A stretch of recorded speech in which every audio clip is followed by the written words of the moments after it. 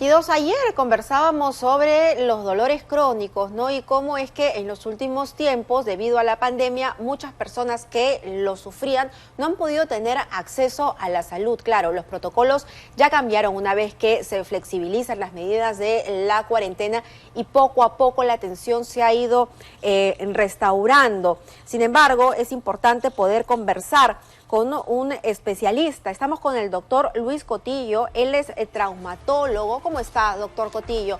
Para que nos hable específicamente... Mabel, buenos días, Dios les bendiga. Buenos días. Para que nos hable específicamente y que las mismas personas en sus casas puedan identificar. ¿De qué hablamos cuando hablamos de dolor crónico?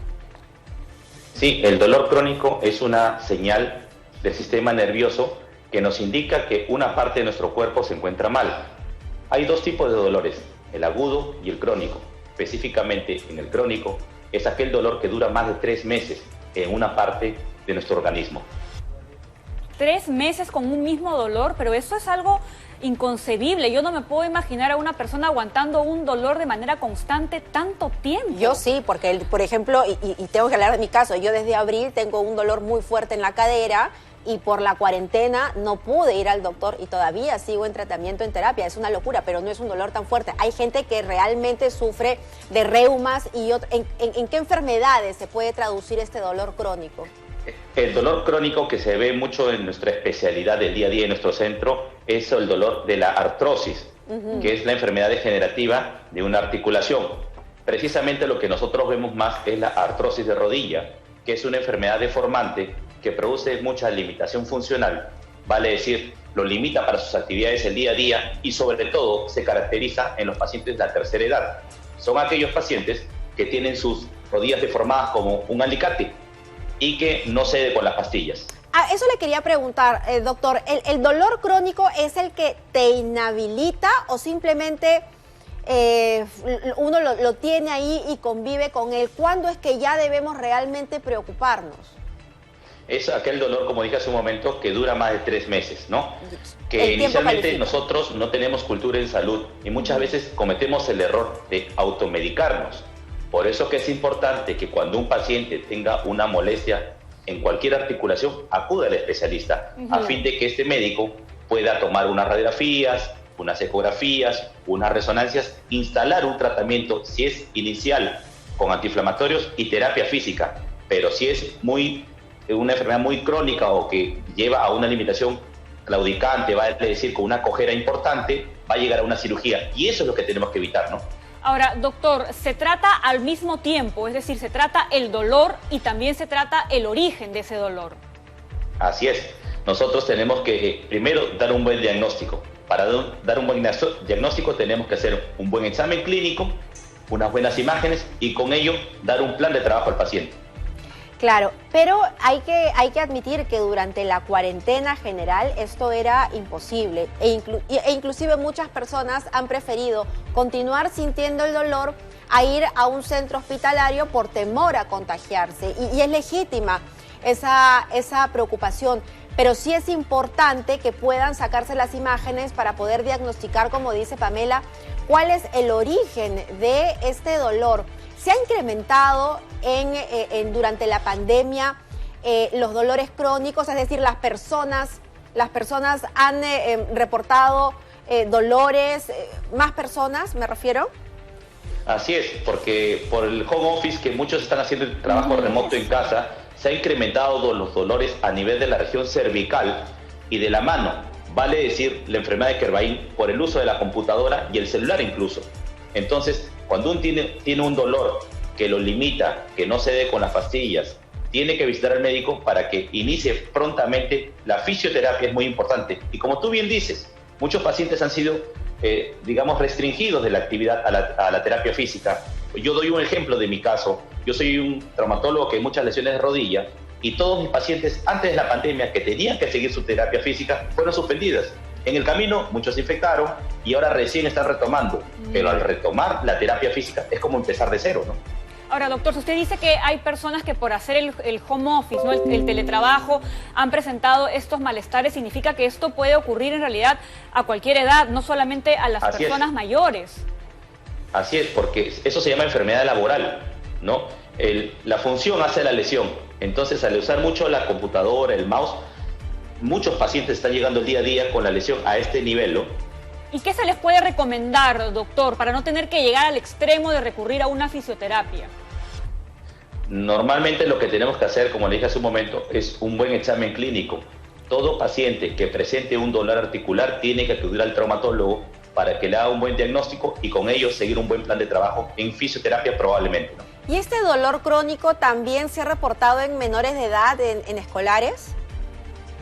Sí, estamos viendo mucho que algunos chiquitos que están encerrados, confinados, porque cuando no salían al parque, han generado muchos problemas contracturales a nivel de la espalda. Y eso conlleva una limitación severa, que piden que los padres lo estén masajeando. Pero muchas veces cometemos un error, que cuando tenemos un dolor, lo primero que hacemos es frotarnos con algo caliente, porque eso nos han hecho creer. El frotar una articulación adolorida, inflamada, es como apagar un incendio con gasolina, y eso es lo que no se debe hacer.